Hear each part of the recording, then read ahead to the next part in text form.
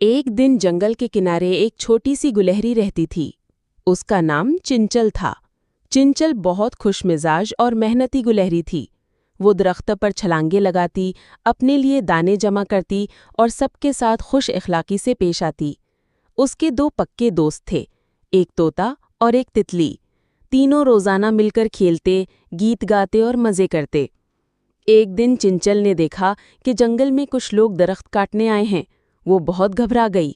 اس نے فوراً طوطے اور تتلی کو بتایا، اگر یہ درخت کاٹ دیے گئے تو ہمارا گھر اور کھانے کی جگہ سب ختم ہو جائے گا۔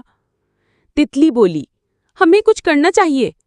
طوطا بولا، ہاں، ہم سب جانوروں کو اکٹھا کرتے ہیں اور درختوں کو بچانے کی کوشش کرتے ہیں۔ تینوں نے مل کر جنگل کے تمام پرندوں اور جانوروں کو اکٹھا کیا۔ سب نے مل کر انسانوں کو روکا اور انہیں سمجھایا کہ درختوں کے بغیر جنگل کا نظام بگڑ جائے گا۔ آخر کار انسانوں نے بات مان لی اور درخت کاٹنا بند کر دیا۔ چنچل خوش ہو کر بولی، دوستی میں طاقت ہے اور اگر سب مل کر کام کریں تو کوئی مشکل بڑی نہیں ہوتی۔